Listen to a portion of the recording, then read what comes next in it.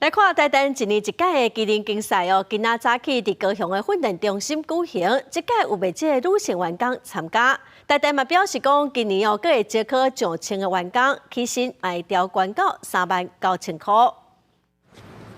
在伫医药顶悬模拟甲电缆接头，已经举办超过50年的台电机能竞赛，初八透早伫高雄训练中心起过，拢总有1200个员工参加。为马祖来小主巡是配电地下电缆竞赛项目当中2个查某参赛者之一，嘛是全场上少年的选手，敢若19岁。一开始有一点惧高啊之类的，然后后来就是慢慢克服。最快的挑战就是像是说，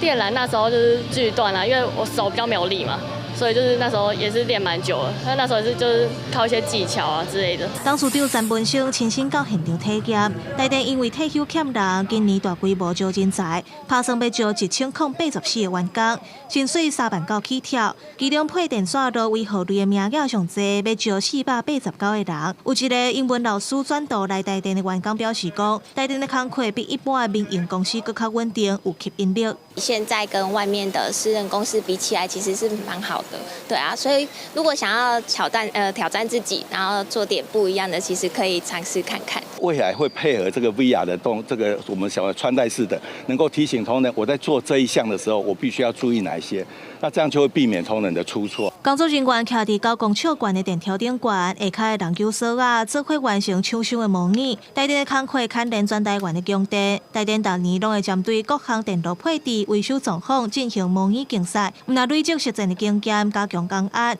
嘛精进人员的技术，加强供电的稳定性。公司新闻综合报道。